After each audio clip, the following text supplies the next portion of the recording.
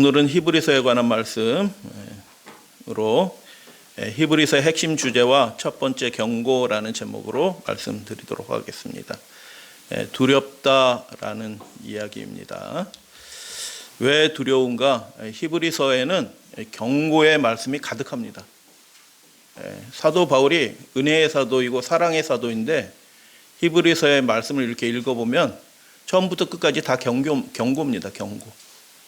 그 경고의 말씀을 예수님이 어떤 분이신지 드러내면서 그렇게 하나님이 예수를 통하여 우리에게 해주신 그 큰 구원이 있는데 그것을 등한히 여기고 뒤로 물러가고 안일하게 살면 그 사람이 어찌 구원받겠는가 라고 하면서 처음부터 끝까지 13장까지 다 경고의 말씀으로 권면의 말씀으로 이루어져 있습니다. 그래서 오늘은 히브리서의 핵심 주제와 그 첫 번째 경고에 관한 말씀으로 잠깐 살펴보도록 하겠습니다.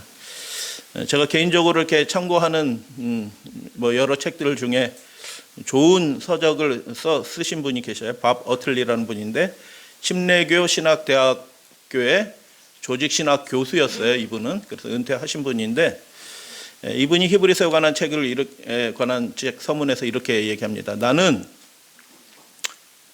신학적 교조주의를 회개하기를 원하며 이분은 평생 하나님 앞에 신실하게 산 사람이에요. 근데 내가 신학적 교조주의를 회개하기를 원한다. 그리고 내가 충분히 이해하지 못하거나, 이분은 그 원어를 아시는 분이고 각 사본의 내용들을 다 비교해서 성경을 읽으시는 분이에요. 보통 이 정도 수준을 읽으시는 분들은 탑 클래스의 신학자입니다. 그런데 이분이 뭐라고 얘기하냐면 내가 그 하나님의 말씀을 충분히 이해하지 못하거나 또 내가 선뜻 받아들이지 못하는 그런 신약적 긴장 안에서 살고자 한다. 그래서 내가 다 안다라고 해서 편안하게 살아가는 그런 사람 나는 아니다.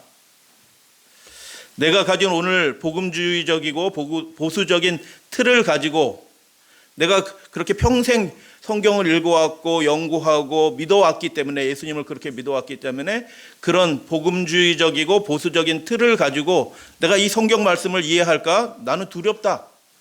왜요? 하나님의 말씀을 내가 잘못 이해하면 내가 엉뚱한 길로 가거든요. 내가 하나님을 믿는 길이 이 길이 옳은 길이지라고 생각하고 그냥 당연하게 그렇게 가는데 내가 그렇게 하나님의 말씀을 늘 깨어서 듣지 않고 긴장하지 않는다면 나는 엉뚱한 길로 갈 거다. 그래서 나는 두렵다라고 얘기합니다.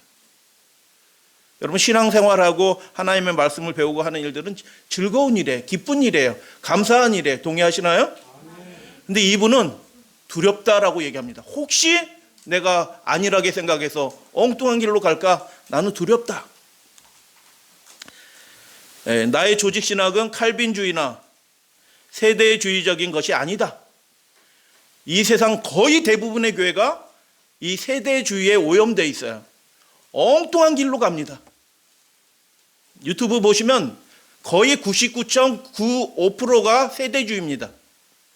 그곳에서 아무리 말씀을 잘 배워도 엉뚱한 곳으로 가요. 근데 이분은 하나님의 말씀을 두려운 마음으로 받으니까 세대주의에 오염이 안 돼 있어요. 굉장히 드문 사람이에요. 그런데도 내가 그런 복음주의적인 보수적인 틀을 가지고 하나님의 말씀을 구원의 도를 내가 이해할까? 나는 두렵다라고 그렇게 고백하는 겁니다. 겸비한 사람이. 이분 글을 읽어보시면 아시겠지만 아주 겸손한 사람이에요. 대위임에 기초한 복음주의다라고 얘기하면서 믿음으로 계속 응답해야 할 것을 분명히 강조하고 말하고 있다. 이 히브리서의 책이 우리가 계속적으로 하나님의 부르심에 응답하게 될 때 그때야 비로소 우리가 예수 그리스도께서 기다리고 계신 그 하늘 귀한 복지성에 우리가 도달하게 될 것이다 라고 히브리서는 우리에게 그렇게 말한다. 그리스도인의 삶은 시작을 통해서 알아볼 수 있는 것이 아니라 시작하는 게 중요하잖아요. 그죠? 예수 믿고 하나님의 자녀로 시작하는 거 중요하잖아요. 침례 받는 거 중요하잖아요. 근데 이 세상 많은 교회들이 상당수의 교회들이 한 번 믿으면 영원히 구원받은 것처럼 그렇게 가르쳐요. 한 번 구원이면 영원히 구원받은 것처럼 그렇게 가르쳐요. 구원을 결정하신 것처럼 그렇게 가르쳐요. 그러나 히브리서를 읽어봐라. 그런 말씀 한 구절도 없다라고 얘기하는 거예요. 믿음을 시작하게 하신 것도 하나님이십니다. 할렐루야 아멘.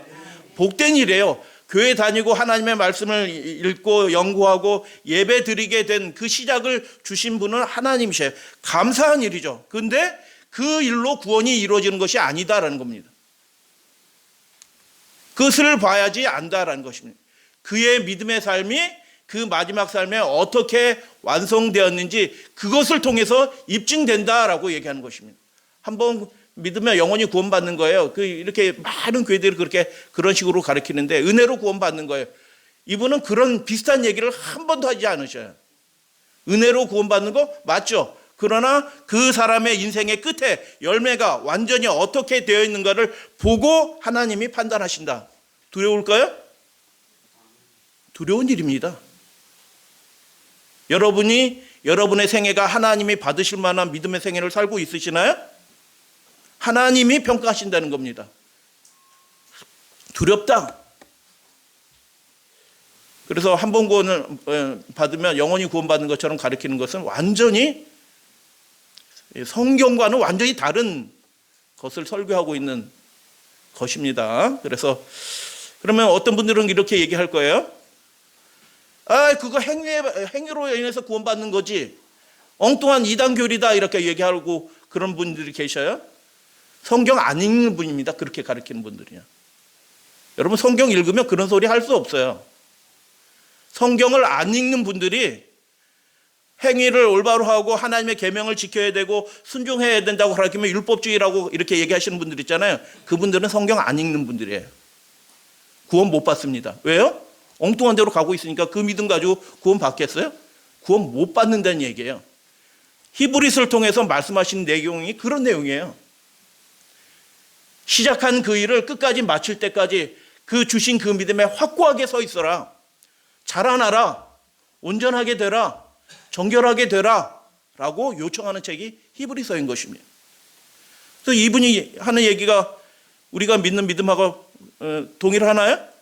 이 말은 행위에 근거한 구원을 주장하는 것이 아니라 행위를 통해 믿음을 확인할 수 있다는 뜻이다라는 것입니다.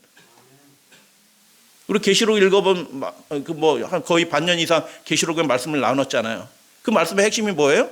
하나님이 우리의 믿음을 이 마귀 사탄과 악한 천사들 앞과 하늘 천사들 앞에서 우리의 믿음을 입증할 수 있는 기회를 주시고 그렇게 그 믿음이 입증된 사람만 하나님 나라에 들임바 된다라는 그런 얘기예요. 무엇으로 입증이 되나요? 그 사람의 삶을 통하여 행위를 통하여 입증된다라고 얘기하는 것입니다. 세천사의 기별 오늘 교동문 읽었는데 14장 13절에 뭐예요? 그들의 행위가 따름이라 라고 얘기해요. 그들의 행위가 그들 뒤를 따르면서 이 사람은 어떤 사람이라는 것을 입증하는 거예요. 뭐가요? 행위가. 그래서 여러분 교단하고 상관없어요. 진짜 성령의 인도하심을 받는 사람들은 성령의 인도하심을 따라 하나님의 계명과 그분의 말씀에 순종하면서 거룩한 생애를 사는 그 삶이 실제로 행위를 통해서 이루어지는 것입니다. 그래서 왜 이 겸손한 신학자는 히브리서를 읽으면서 두렵다라고 말하는가? 히브리서 4장 1절 바울이 기록했습니다. 그러므로 우리는 두려워할지니 그 안식에 들어갈 약속이 우리에게 남아있을지라도 우리에게 약속이 주어졌잖아요. 영원한 안식에 우리를 초청해 주셨잖아요. 얼마나 감사한 일이에요.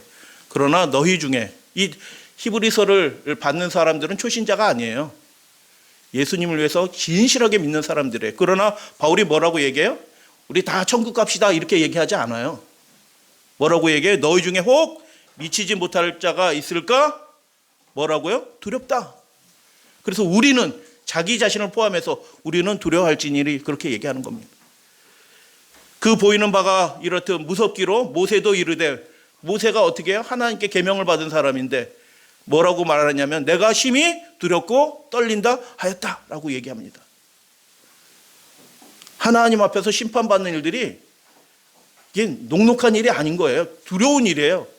엄위하신 분이 판단하시는 것입니다. 진짜 참된 믿음, 온전한 믿음을 갖게 되기를 예수님은 요청하시는 것입니다. 이 경고로 가득한 히브리서는 회당에서 믿지 않는, 예수 그리스도를 믿지 않는 유대인들과 여전히 함께 드리고 있는 히브리 기독교 유대인들에게 주신 말씀이에요.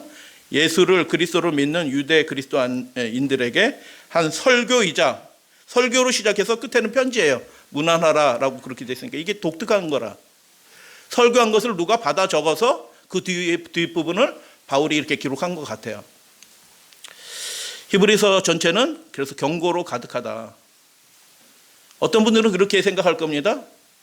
뭐 다 하나님 믿는 건데 뭐 그게 뭐 별 차이야. 안식일 지키고 안 지키고 별 뭐 그렇게 중요해? 굉장히 중요합니다. 결정적으로 중요합니다. 왜요? 하나님이 명령하신 거기 때문에 그게 중요한 거예요. 내 중심으로 신앙하는 게 아니라 하나님이 말씀하신 대로 신앙하는 것이 그게 신앙의 본질이에요. 그게 시작이에요. 이 교회가 하나 저 교회가 하나 다 똑같아. 신자들은 다 거기서 거기더라. 누가 그래요? 하나님이 심판하신다니까요. 음식물 사소한 거야. 누가 그래요? 하나님은 구별하라고 하셨거든요. 다 하나님. 그래서 유대인들이나 회개하지 않은, 예수님을 믿지 않는 유대인들이나 회개한 유대인이나 그들은 다 유대인이야. 한 곳에서 예배 드려. 안식일 날 예배 드려. 먹는 것도 똑같아. 그래서 너무 고통받고 이렇게 서로 이렇게 반목하고 서로 이해하지 못한 거, 그냥 다 우리는 형제야 해서 다시 유대주의로 뒤로 물러가는 그 사람들의 그 이렇게 유혹과 미혹거리들이 있는 거예요. 그냥 뭐 다 같이 믿는 거지. 우리 다 하나님 믿는 거지. 이렇게 해서 대략 어스무리하게 비스무리하게 그렇게 하나님을 믿는 사람들이 있을 수 있어요. 거기에 대해서 바울이 이렇게 권면하는 것입니다. 히브리서는 13장까지 되고 두 부분으로 나눠져요.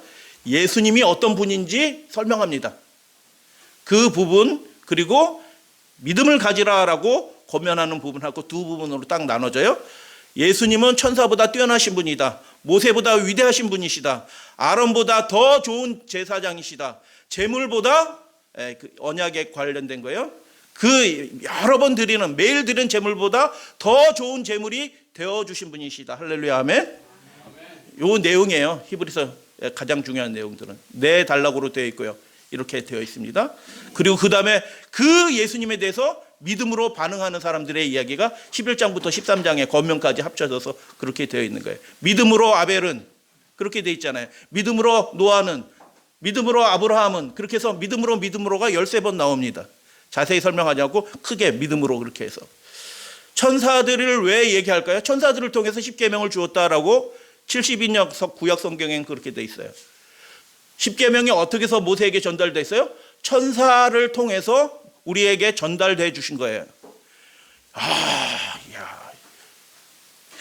유대인들은요, 온 세상의 중심이 예루살렘이라고 생각해요. 예루살렘의 중심이 어디예요? 성전이에요. 성전의 중심이 어디예요? 지성소예요. 지성소의 중심이 어디예요? 법궤예요. 법궤 안에 뭐 들었어요? 십계명 그 돌판이 들었습니다. 그렇기 때문에 천사를 통해서 전해준 율법, 그 막중한 그 위대한 축복을 받았는데 그것보다 더 큰 축복을 받았다. 우리는 어떤 축복을 받았냐? 전해준 축복이 아니라, 전해준 말씀이 아니라 하나님의 아들이신 분이 직접 와서 우리에게 그 생명의 말씀을 전해줬다. 근데 다시 뒤로 물러간다? 다 하나님 믿는 거니까 그냥 괜찮아 라고 하고 다시 뒤로 간다? 있을 수도 없다라는 것입니다. 모세는 이스라엘 집의 인도자 되었습니다. 지도자예요. 집을 지은 분이에요. 모세는. 그러나 예수님은 어떤 분이세요? 이 세상을 지으신 분이라고 그렇게 얘기를 하는 거예요. 아론은 위대한 제사장이에요. 아무나 제사장 되는 것도 아니에요. 그러나 아론은 자기를 위해서 제물을 드려야 되는 제사장이에요. 죄 있는 제사장이라. 그러나 예수님은 왕 같은 제사장이에요. 멜기세덱의 반차를 따른 제사장. 매년 제물을 드리지만 예수님은 그분의 피로 단 한 번 제사를 드리시고 완전히 그 언약을 성취하신 분이시다라고 얘기를 하는 것이에요. 그래서 그것에 반응한 사람들의 얘기가 히브리서 11장 믿음장에 나오는 이야기죠. 설명 안 드립니다. 그분은 우리의 형제이고 우리의 소망이시고 우리의 중보자이시고 우리를 정결케 하시는 분이십니다 라고 그렇게 기록을 해요. 경고가 있습니다. 히브리서 전체가 경고라고 말씀을 드렸어요. 그래서 그 단락마다 경고들이 다 같이 내용에 따라서 단락마다 경고가 붙어 있어요. 여러분 히브리서를 이렇게 읽으시면 조금 읽기가 편하실 거예요. 1장, 2장, 3장, 4장, 5장, 7장, 8장, 10장 그리고 11장, 13장에서 경고가 5단락으로 같이 그 맥락에 따라서 경고가 그렇게 주어져 있어요. 예수님은 우리에게 최종적인 축복이 되어주신 분이시다. 가장 분명한 계시가 되어주신 분이시다. 우리를 구원하시기 위해서 고난을 받으시고 죽임을 당하셔서 우리를 위한 대표자, 중보자가 되셨다. 할렐루야, 아멘. 그 직분을 거저 얻으신 것이 아니다라는 겁니다. 우리를 구원하시기 위해서, 우리를 살려주시기 위해서, 우리를 정결케 해주시기 위해서 그 직분을 얻으셨는데 하나님 너 받아라 하고 그냥 직분을 그냥 주신 게 아니고 그분이 목숨을 걸고 투쟁하심으로 이기시고 고난을 받으시고 아들이시면서도 고난을 받으시고 죽임을 당하셔서 얻으신 고귀한 직분을 가지고 우리에게 지금 말씀하신다. 내 앞으로 나아오라. 근데 뒤로 물러간다? 그 사람이 어떻게 구원받을? 하나님께 예배 드려요. 그 사람은 여전히. 안식일날 예배 드릴 거예요. 근데 구원 못 받는다는 뜻이에요. 뒤로 물러가지 말자라고 처음부터 끝까지 다 경고의 말씀으로 그렇게 되어 있는 것입니다. 히브리서가 은혜스러운, 예전에 생각할 때 히브리서는 믿음으로 우리가 믿음으로 구원 얻는 거구나. 참 감사하지. 그렇게 생각했는데 그게 다시 읽혀지더라고요. 경고의 말씀인 것입니다. 그래서 오늘은 첫 번째 관한 말씀 잠깐 나눠드려요. 첫 번째 경고. 그러므로 우리는 들은 것에 더욱 유념함으로 우리가 흘러 떠내려 가지 않도록 함이 뭐하다고요? 마땅하다라고 그렇게 얘기합니다. 그러므로라고 얘기하는데 그 1장, 이게 2장 부분의 경고예요. 근데 1장에 무슨 얘기가 나왔죠? 1장에 이런 말씀을 쭉 하고 나서 그러므로 흘러 떠내려 가지 않도록 해라라고 권면을 하는데 그러므로 할 때 그 그러므로가 뭘까요? 1장에서 예수님에 대해서 설명을 합니다. 신약 성경에 요한복음에도 있어요. 물론 요한복음에 있는데 요한복음 빼고요. 신약 성경에 예수님에 관해서 예수님은 이런 분입니다라고 설명한 유명한 성경절들이 있어요. 예수님이 어떤 분이다. 예수님이 나에게 이런 분이시면 구원 얻으신 거예요. 예수님에 대한 이런 믿음을 가지신 분은 구원 얻으신 분이에요. 구원을 시작하신 분이에요. 그래서 대표적인 말씀이 빌립보서 2장 6절 11절이죠. 사모님 외우실 수 있어요. 우리 재림 연선에 들어가면 다 이거 암송시켜요. 빌립보서 2장 6절로 11절. 그는 근본 하나님의 본체이시나 해서 쭉 해서 모든 이름을 예수의 이름을 꿇게 하시고 라고 해서 예수님은 왕이신 분이시다. 하나님이신 분이다. 그러나 우리와 같이 연약한 인간이 되신 분이다 라고 빌립보서에 그렇게 나오죠. 골로새에서도 비슷해요. 만물이 그에게서 예수님을 통해서 하나님이 이 세상을 창조하신 거예요. 그분을 위해서 창조하신 것입니다. 그분을 위해서. 그래서 예배를 드리는데 누구에게 드려요? 그분을 위해서 예배를 드리는 거예요. 그분은 하나님의 형상이고 만물이 그 안에 함께 섰느니라. 만물을 유지하시는 분으로 그렇게 설명합니다. 요한복음 1장에 유명한 예수님에 관한 이야기겠죠. 만물이 그로 말미암아 지은 바 되었고 세상은 그로 말미암아 지은 바 되었다라고 그렇게 요한도 그렇게 기록하죠. 1장 14절이죠. 은혜와 진리가 충만하더라. 왜요? 죄인인데 구원받게 되었어요. 할렐루야, 아멘. 죄인은 소망이 없습니다. 그 죽음이에요. 죄의 싹은 죽음인데 죽어야 될 인생이 하나님의 은혜를 받았어요. 은혜와 진리가 충만하더라라고 얘기해요. 그런데 그분이 이 땅에 오셨어요. 우리를 구원하시기 위해서 오셨는데 자기 땅에 오매 그 백성들이 환영하였더라? 기뻐하였더라? 자기 땅에 오매 자기 백성들이 영접하지 아니하였다. 근데 히브리서 1장 14절에 보면 그 모든 이야기들을 다 담고 있습니다. 1장 1절로 4절. 이게 한 절이라는 거 알고 계시죠? 모르시죠? 1장 1절로 4절이 한 구절이에요. 한 구절. 한 구절 안에 예수님이 이런 분입니다라는 것을 7가지로 설명합니다. 신약성경 그 어디에서도 이렇게 예수님에 대해서 가장 분명하게, 가장 자세하게, 가장 상세하게 기록한 책이 없어요. 그러므로 예수님이 이런 분인데 어떻게 그분의 명령을, 그분의 초청을 무시하고 다시 예전 신앙으로 돌아갈 수 있느냐? 그럴 수 없다라고 그렇게 바울은 이야기하는 거죠. 예수님의 만유의 상속자래. 이 세상을 다시 소유하실 분이에요. 그래서 그분이 우리에게 나눠주실 것입니다. 그가 이 모든 세계를 지으신 분이래요. 근데 이 원어가 코스모스가 아니고 세대를, 사람을 의미하는 말로 이 세계를 의미했어요. 여러분, 우리를 지으신 분이 누구시라고요? 예수님이셔요. 예수님이 우리를 빚으셨다니까요. 이 모든 사람들이 존재하게 하신 분은 누구셔요? 예수님이에요. 그분은 하나님의 영광의 광채이시다라고 얘기해요. 하나님이 어떤 분인지 드러내셔요. 그분의 본체의 형상에, 그분은 본질상 하나님이신 분이셔요.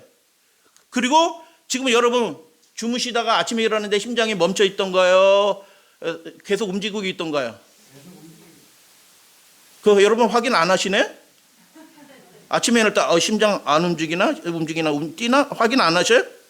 당연히 뛰고 있을 거라고 생각해요. 그렇게 뛰게 하신 분이 누구셔요?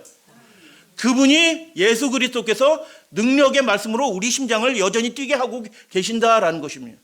아침에 눈 뜰 때 우리 입술에서 제일 먼저 나오는 소리가 뭐에 대해요? 하나님 감사합니다. 내 심장이 멈추지 않았군요. 예수님이 이런 분이시다. 그리고 결정적으로 어떻게 해요?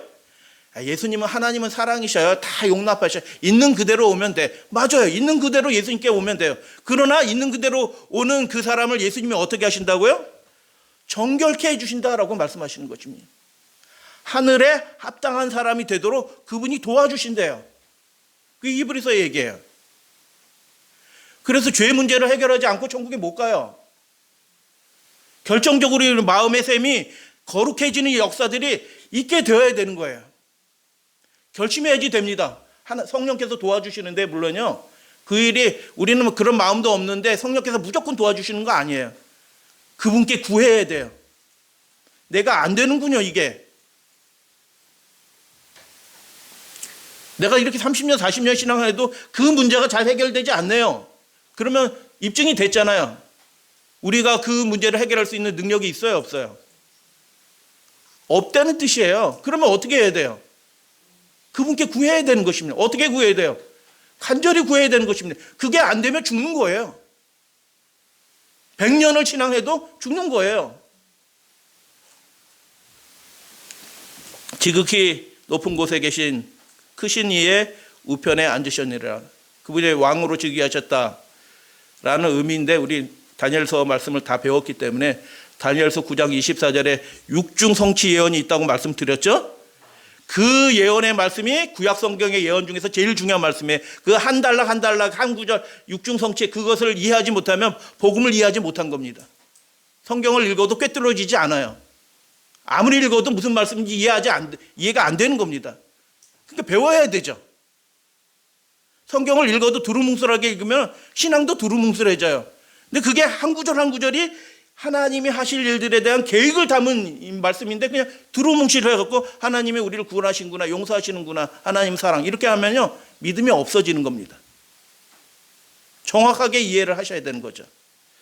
그래서 7가지 것들을 말씀하시면서 1장 1절 4절 선지자들 통해서 말씀하셨는데, 이제는 이 모든 날 마지막 날에 하나님의 아들을 통해서 우리에게 직접 말씀하셨다. 그 말씀을 듣고 우리가 하나님께 부름을 받고 구원받았다. 근데 어떻게 해요? 뒤로 물러갈 수 있느냐? 그럴 수 없다. 그가 천사보다 훨씬 뛰어나다. 천사들도 뛰어난데 그보다 훨씬 뛰어나다. 이 말씀은 무슨 뜻이냐면 천사와는 완전히 다른 분이시다라는 그런 뜻이에요. 아람어 비교급이 배타적인 의미를 가지고 있다. 여러 번 말씀을 드렸어요. 바울도 아람어를 쓰는 사람이고요. 예수님도 아람어로 설교했어요. 영어도 마찬가지예요. 비교급이 배타적인 의미도 있어요. 영어에도요. 그가 예수 그리스도 하나님의 아들이신 그분이 천사보다 훨씬 뛰어나다. 천사가 우리를 돕나요? 돕죠. 능력 있게 돕나요?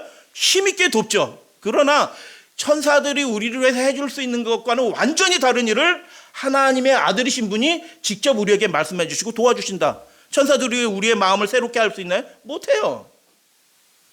도와줄 수는 있지만, 그러나 어떻게 해요? 그분은 우리의 우리의 삶을 완전히 정결하게 하는 일들을 해 주실 수 있는 분이다. 직접 말씀하신다.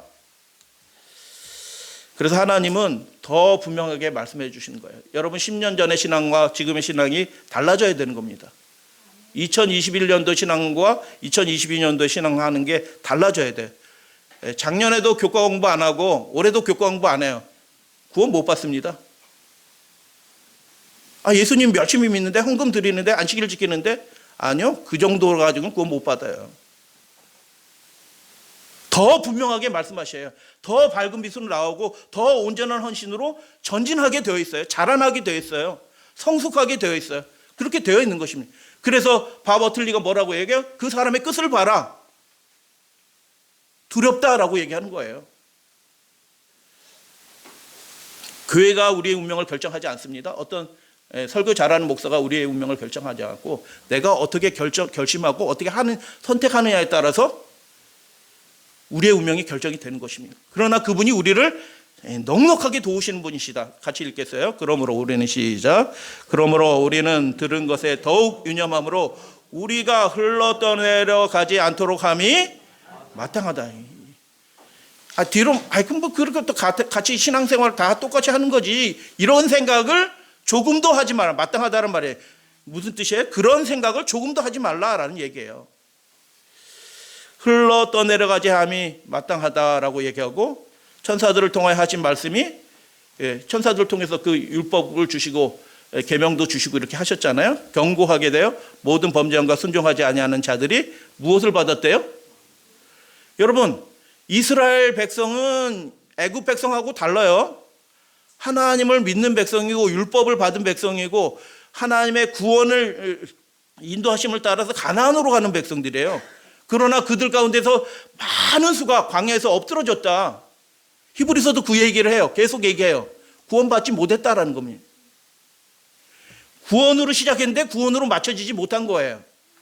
시작은 했으나 맞춰지지 못했다라는 것입니다. 공정한 보응을 받았다. 보응을 받았다는 것은 하나님께서 심판하셨다는 얘기거든요. 하나님이 심판하신 거예요. 그래서 이게 무서운 말씀이라 사실은.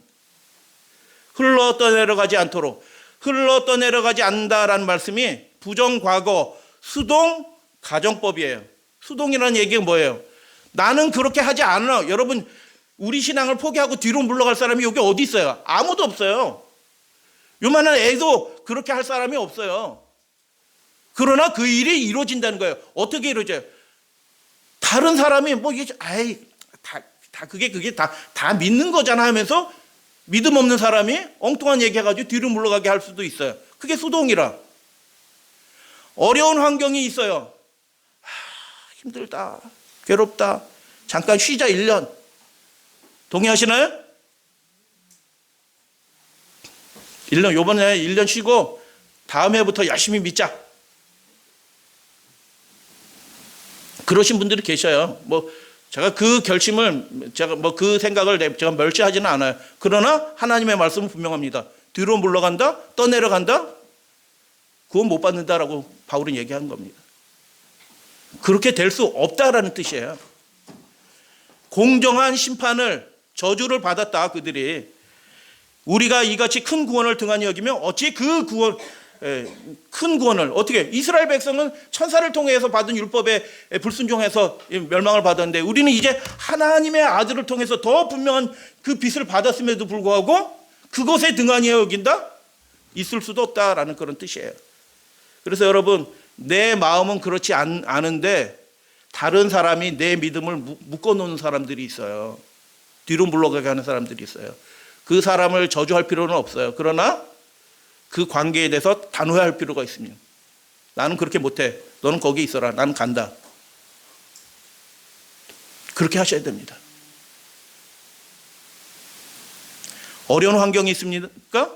그 어려운 환경이 우리의 신앙의 핑계가 되지 않도록 여러분 그렇게 하셔야 돼요. 말씀이 견고하게 됐다라는 말씀이 무슨 뜻이에요? 이게 쉬운 말이 아니라 사실은 전하신 말씀이 구약 성경의 말씀이고 십계명의 말씀이고 신명기의 말씀이고 이런 말씀들이에요. 전하신 말씀이 견고하게 되었다. 이게 무슨 뜻이에요? 천사를 통해서 전하신 그 율법의 말씀, 계명의 말씀도 견고하게 되었다. 즉 바뀌지 않는 것으로 입증되었다. 여러분, 하나님의 말씀은 바뀌지 않아요. 유효하게 되었다. 말씀 그대로 되는 거예요. 그러니까 이게 무서운 말씀이라, 이 말씀을 우리가 잘 읽을 때 이게 무서운 말씀이라, 하나님께서 말씀 그대로 하시는 분이라 이 말씀을 잘 읽어야 되는 거죠. 하나님은 자신의 말씀, 그 말씀의 내용이 뭐예요? 두 가지예요. 축복과 저주예요. 너희가 이렇게 하면 대대 복을 받을 것이다. 여호와인 나 하나님, 너희의 하나님 여호와가 내가 이렇게 약속하노라라고 말씀하셔요. 그 내용이 두 가지예요. 이렇게 하면 축복하겠다. 그러나 그렇지 않고 이렇게 하지 않으면 어떻게 해요? 너희에게 저주가 임할 것이다. 칼이 임할 거고 전염병이 임할 것이고 나라가 무너질 것이고 짐승이 너희 처소에 들어오게 될 것이다 라고 그렇게 저주의 말씀이에요. 그 저주의 말씀, 축복의 말씀이 그대로 입증이 되었다. 바뀌지 않는다. 예수 시대는, 구약 시대는 율법 시대, 예수 시대는 은혜 시대, 뭐 이런 소리 하지 마라. 다 가짜인 것입니다. 믿음의 본질은 바뀌지 않아요. 말씀하셨어요? 더 분명하게 아들을 통해서 말씀하셨어요? 그 말씀대로 살게 될지어다. 할렐루야, 아멘. 이게 말씀이 견고하게 된다는 게, 이게 무서운 말씀이라. 말씀은 바뀌지 않는다. 한번 하나님이 말씀하셨다? 그거 패하지 않는다. 그대로 된다. 우리가 연약할지라도 그분의 도우심의 은혜를 받기 위해서 나온다? 반드시 축복을 받는다. 믿으시면 아멘. 아무리 연약할지라도, 아무리 흉악한 죄인일지라도, 속절없이 서서 다른 사람들이 다 손가락질하는 죄인일지라도 도우심을 얻기 위해서 하나님 앞으로 나온다? 하나님 책임지셔 주신다고 약속하셨어요. 말씀 그대로 되는 겁니다. 그러니까 우리의 보장은 예수 그리스도 그분밖에 없는 겁니다. 그런데 안일하게 살아서 다 믿는 게 다 똑같지 뭐 이렇게 특별하게 믿어. 여러분, 특별하게 믿으시려고 결심하시게 되길 바랍니다. 특별하게 믿기로 결심을 하셔야 돼요.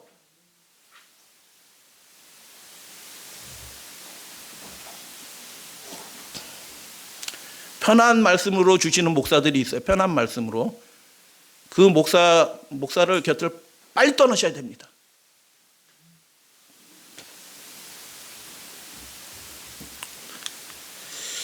바뀌지 않는 것으로 드러났다. 근데 하물며 하나님의 아들이 직접 말씀하신 건데 그게 바뀔 리가 있겠냐?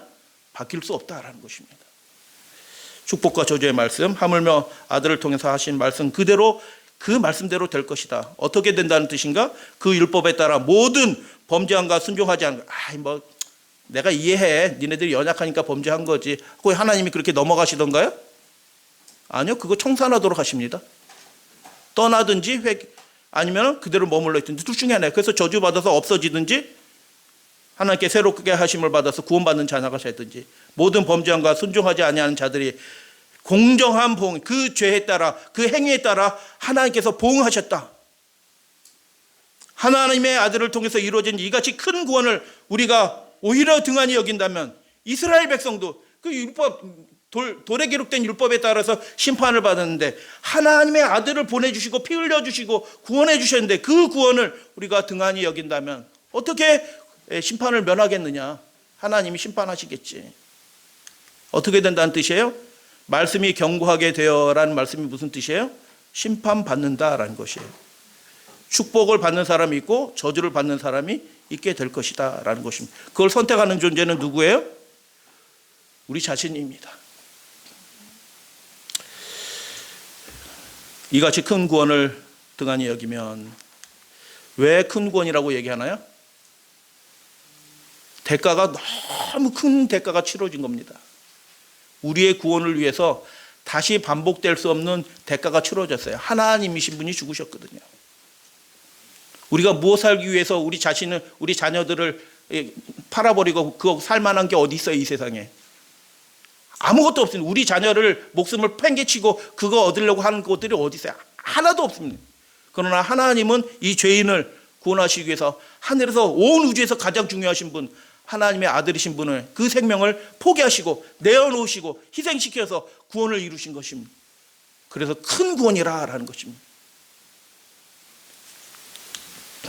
그 말씀이 뭐 몇 가지만 가져왔어요. 여러 군데 계속이 되어 있어요. 히브리서에. 천사보다 높은 분이, 천사가 죽어도 우리가 깜짝 놀랄 판인데 하나님이신 분이, 하나님의 아들이신 분이 죽음의 고난을 받으심으로 말미암아 고난을 통하여 이룬 구원인 것입니다. 값비싼 구원인 것입니다. 아들이시면서도 받으신 그 고난을 통해서 순종함을 배우셔서 이룬 구원이다라고 그렇게 이야기하는 것입니다. 자기의 피로 우리를 거룩하게 하시려고 고난을 받으셔서 이룬 구원이다. 그래서 진리를 아는 지식을 받은 후에 예수님이 우리를 위해서 이렇게까지 하셨구나. 짐짓, 근데 뭐 괜찮아. 뭐 한 번인데 어때? 안식일 날 한 번 빼먹고 우리 놀러 가자. 짐짓 죄를 범한 즉 다시 속죄하는 제사가 없을 거다. 이게 무슨 뜻이에요? 그 죄가 영원히 그 사람이 책임지게 될 것이다. 그게 무서운 얘기입니다. 사실은 다시 속죄하는 제사가 없다. 이게 무슨 뜻이에요? 예수의 보혈의 피가 그 사람에겐 적용이 안 된다는 뜻이에요.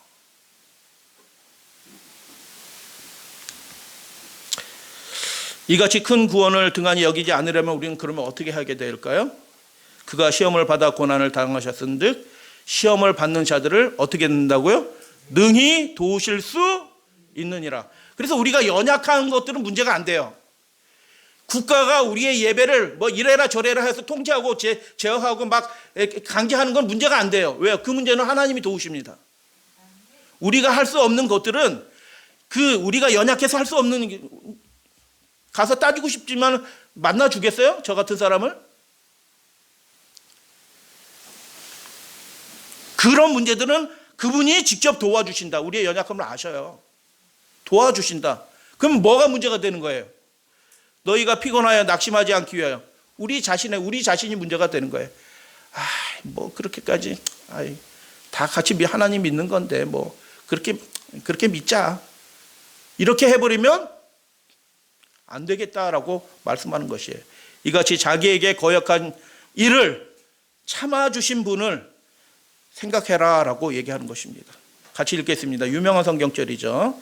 히브리서 10장 38절. 오직 의인은, 시작.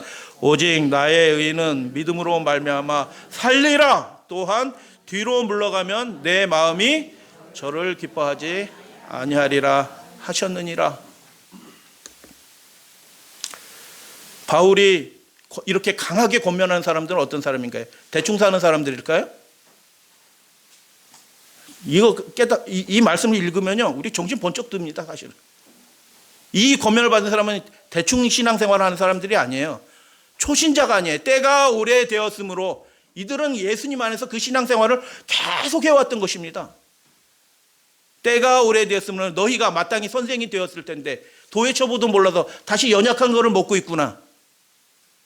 여러분 10년 생활했으면 10년 전도 교회 다니면서 성경을 연구하고 교과 공부를 계속했으면 박사 받으셔야 돼요. 세상적으로도 한 10년 연구하면 박사 받는 거거든요. 10년 다녔는데도 성경에 어디서 뭐가 있는지도 몰라. 그러면 회개하셔야 돼요. 그 믿음 가지고 그거 못 받아요. 성경 가르칠 수가 없어. 10년 다녔는데 다른 사람한테 좀 믿음이 뜨뜻미지근하고 하나님도 모르고 예수님도 잘 몰라. 나랑 같이 성경 일주일에 한 30분만 같이 보자. 근데 뭘 어떻게 말해야 될지도 몰라. 구원받지 못한 겁니다. 아직까지. 너희가 마땅히 선생이 되어야 될 그런 초신자가 아니다라고 얘기해. 이 사람들은 그런 사람들이에요. 여기 초신자들이 있네. 초신자, 초초신자, 초초초초신자. 갈 길이 먼 거예요. 갈 길이 아주 멀어요. 그러니까 갈 길이 멀면 어떻게 해요? 정신 차리고 달려가야 되는 거예요, 지금. 히브리서 10장 말씀에 뒤로 물러가지 말라. 의인은 믿음으로 말미암아 살리라라는 그 말씀과 함께 뭐라고 기록이 됐냐면 전날에 너희가 빛을 받은 후에 어떻게 해요? 고난의 큰 싸움을 어떻게 했다고요? 이게 보통 사람이에요? 이 경고의 기별을 받는 사람들은 수준이 낮은 그리스도인들이 아니에요. 큰 고난을 받았는데 어떻게 해요? 그걸 견뎌낸 사람이라. 그러니까 지금 오늘날 우리 시대 그리스도인들 어때요? 거의 준비되지 않았던 거예요. 목사들 준비되었을까요? 목사들 중에 상당수가 준비되었지 않아요. 비방과 환란으로서 사람들에게 구경거리가 되었어. 그거 견뎌낸 겁니다. 그래서 다른 사람이 뭐 말하는 거 듣고 믿음이 흔들린다? 빨리 회개하셔야 됩니다. 다른 사람이 연약한 것 때문에 내 믿음이 흔들린다? 뭐 그럴 수가 없어요. 이런 형편에 있는 자들과 사귀는 자가 되고 도와주는 사람이었어요. 이 사람들은 오히려 도와주는 사람이라. 너희가 갇힌 자를 어떻게 해요? 그래서 5개의 갇힌 자들을 어떻게 방문하고 도와주고, 충격적인 말씀도 있어요. 너희 소유를 빼앗기는 것도 기쁘게 당하는 사람들이에요. 믿음이 있어요, 없어요? 이 정도 되면 준비된 거 아닌가요? 근데 바울은 뭐예요? 경고를 처음부터 끝까지 다 경고의 말씀으로 채운 겁니다. 뒤로 물러가나? 연약해지냐? 그럴 수 없다. 그러면 너희들은 다시 구원받을 기회가 주어지지 않을 거다. 이렇게 얘기하는 겁니다. 엄숙한 경고입니다. 히브리서는요. 오늘날 많은 신자들이 이 복음의 최전선에 있지 않습니다. 준비되어 있지 않은 겁니다. 그럼에도 지속적으로 전진해야 될 형편이에요. 우리는 달려가야 되는 것입니다. 근데 그런 상황에서 아주 뒤처져 있는 상황인데, 도의 처보도 잘 모르는 상황인데, 성경 공부도 하지 않고, 뭐 말씀도 모르고, 예배도 빼먹고, 하나님께 드리는 헌신도 모르고, 복음을 위해서 기도하고 싸우지도 않고, 그렇게 하면 어떻게 해요? 그는 스스로 큰 구원을 등한히 여기는 사람으로 간주될 것입니다. 다시 회개할 은혜가 주어지지 않을 거다라고 말씀하는 거예요. 왜요? 계속 부인하고 있는데 어떻게 해요? 하나님의 부르심을. 그러므로 우리는 들은 것에 더욱 유념함으로 우리가 흘러 떠내려 가지 않도록 함이 마땅하다. 유념한다는 말이 무슨 뜻이에요? 전념하다는 뜻이에요. 전념. 무엇에 전념해요? 들은 것에 전념하는 것입니다. 그 들은 것이 뭐예요? 두 가지예요. 약속이고 경고예요. 하나님이 도와주시겠다 약속하셨어요. 할렐루야, 아멘. 우리가 혼자 그 싸움을 하는 건 아니에요. 우리가 연약하잖아요. 우리가 실수도 하잖아요. 잘못된 결정도. 하나님이 우리와 똑같은 연약에 쌓인 그분이 그걸 다 이해하신다는 거예요. 그러나 도움을 구하면 반드시 도와주신다. 그게 약속이에요. 천국으로 내가 인도해 주마. 약속이에요. 그럼 경고는 뭐예요? 안일하게 그렇게 살아가면 다시 구원받을 은혜가 주어지지 않을 거다. 들은 것에 유념해라. 그 들은 게 뭐예요? 약속과 경고예요. 흘러 떠내려가지 않도록 누가 결정하는 거예요? 자신이 결정하는 것입니다. 수동이지만 남들이 나를 끌고 간다고 해서 같이 그냥 끌고 가요? 아니요. 내가 노하면 못 가는 겁니다. 세상 형편이 아무리 어렵더라도 나는 예배자로 하나님 앞에서 서기를 원합니다. 그럼 예배자로 쓰는 것입니다. 국가가 뭐 비대면 예배, 뭐 예배 허가제를 시작하든지 뭘 하든지 상관없이 나는 예배자로 하나님 앞에 살 것입니다. 예수님이 나를 위해서 죽으셨는데 내가 이깟 예배를 타협할 수 있습니까? 라고 얘기하면서 결정하는 사람은 자기 존재예요. 자기 선택인 것입니다. 그래서 자기 선택에 따라서 약속에 따라서 하늘 유업을 받을 사람이 있고 경고에 따라서 불심판을 받을 사람들이 결정이 되는 것입니다. 여러분, 벤 카슨 박사 최근에 작년 말이에요. 이분이 그 미국 TV에 나와서 인터뷰한 그 동영상을 봤는데 이분이 다음 대선에 또 나올 것 같아요. 말하는 게 그렇더라고요. 미국 대선에 나오실 것 같아. 말하는 게 그래요. 근데 뭐 3부로 나와서 방송이 나왔는데 그 일부 방송에서 이제 자기 스토리에 대해서 이제 앵커가 물어봐서 대답하는 거예요. 사람들은 사람들일 뿐이에요. 정말 사람을 만드는 것은 무엇일까요? 이 사람이 대답하는 거예요. 피부색이 우리의 운명을 결정할까요? 그 사람의 가난한 형편이 운명을 결정할까요? 정말로 그렇다는 거 믿으세요? 절대로 그렇지 않다라는 겁니다. 자기 경험을 얘기하는 거예요. 제 이야기를 들은 사람들이, 제 이야기를 싫어하는 사람들이 있죠. 흑인도 알파벳도 모르는 사람이 전 세계에서 가장 유명한 흑인이 되고 샴쌍둥이를 분류해서 뭐 천재적인 외과 수술자가 되고 뭐 이런 얘기를 싫어하는 사람들이 있다. 저들이 말하는 피해자 의식의 주장에 들어맞지 않으니까. 피해자 의식이 뭐예요? 성담론이에요. 페미니즘이에요. 노동이론이에요.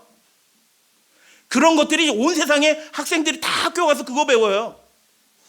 피해자 의식을 가지고 네가 지금 이렇게 사는 건 너 때문이 그런 게 아니고 세상이 그래서 그런 거야. 세상을 뒤엎보자. 근데 이분은 얘기하는 겁니다. 그렇지 않습니다. 저는 5학년 때까지 알파벳도 못 읽는 사람이에요. 저희 어머니도 글자를 모르시는 분이에요. 집이 너무 그래서 쥐들이 다 나오고 바퀴벌레가 나왔어요. 그래서 제가 이렇게 못 살게 된 거예요 라고 얘기하지 않는다는 거예요. 자기를 결정하는 건 누구라고 얘기해요? 사람을 만드는 것은 자기 선택이다라는 겁니다. 그리고 그 일에 하나님이 도와주신다는 거예요. 부모를 원망할 필요도 없어요. 저희 부모님도 부자가 아니에요. 저희 부모님이 내 인생 계획을 위해서 미리미리 좀 준비해 놓으셨으면 훨씬 제가 더 잘했을 거예요.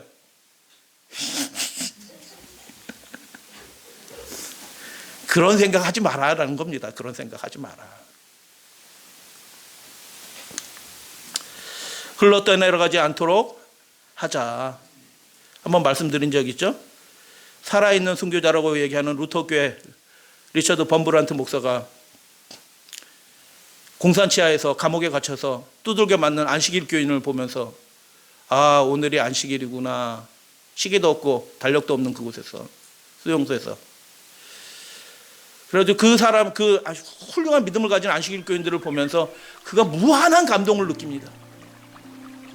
그리고 공산치하에서 해방이 된 다음에 그 두들겨 맞아서 죽어가던, 그리고 자술서 쓰고 여기 사인만 하고 그냥 나가. 내가 너 집에 가서 가족들하고 만나서 안식일 가서 예배 드려 하고 이렇게 하는, 그래서 거기다 사인했다가 후회하고 다시 내가 이 결정을 내가 취소합니다. 내가 후회합니다. 나는 예수 그리스도께 끝까지 충성합니다 하고 다시 감옥으로 들어와서 계속 두들겨 맞고 그렇게 하다가 감옥에서 죽은 그 사람, 그런 안식일 교인들을 보면서 이분이 공산치하에서 해방된 다음에 그 안식일 교인들을 집을 찾아갑니다. 감옥에서 죽은 자기 동료들 찾아가서 5살짜리예요. 5살짜리 그 미망인 된 그 집사님과 아이가 나와서, 그러니까 그 감옥에서 있던 일들을 다 들려주면서 아빠는 참 훌륭한 그리스도인이셨다. 너도 그렇게 훌륭한 그리스도인이 되어야 된다. 이렇게 얘기했어요. 그러니까 그 루마니아의 그 5살짜리 그 안식일 교인의 아버지가 돌아가셨다는 얘기를, 그 감옥에서 그렇게 돌아가셨다는 얘기를 들은 그 5살짜리 아이가 뭐라고 대답했을까요? 이 목사님한테? 아니요, 저도 아빠처럼 순교자가 될래요. 우리가 그런 믿음을 받아야 되는 겁니다. 히브리서에서 바울이 우리에게 얘기하는 말씀이 뭐예요? 경고로 가득한 것입니다. 지금 이 자리에, 아니란 자리에 그대로 남아있으면 안 된다는 뜻이에요. 전진하자는 뜻이에요. 보좌 앞으로 나아가자는 뜻이에요. 그분이 우리를 도우신다는 뜻이에요. 히브리서의 핵심 주제가 무엇입니까? 주님 앞으로 나아가자. 경고가 무엇입니까? 뒤로 물러가지 말자. 전체적인 내용이 뭐예요? 두렵다라는 것입니다.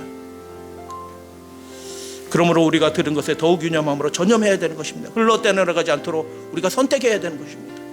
결심해야 되는 것입니다. 그 일들이 하나님 앞에 드려주고 하나님이 그 결정을 귀하게 여기셔서 우리를 천사들을 통해서 붙잡아 주실 것이다. 더욱 유념함 하는 것의 실질적인 방법을 말씀드리고 말씀 마칩니다. 흘러떼내려가지 않도록 하는 실질적인 방법 한 가지를 말씀드립니다. 다 같이 읽겠습니다. 시작. 믿음의 주여 또 온전케 하신 이인 예수를 바라보자. 그는 그 앞에 있는 기쁨을 위하여 십자가를 참으사 부끄러움을 개의치 아니하시더니 하나님 보좌 우편에 앉으셨느니라. 아멘. 실질적인 방법이 뭘까요? 견뎌내시면 됩니다. 견뎌내시면 됩니다. 이겨내시면 됩니다. 주님 바라보시면서 견뎌내시면 돼요. 이기게 도와주실 것입니다. 할렐루야. 아멘.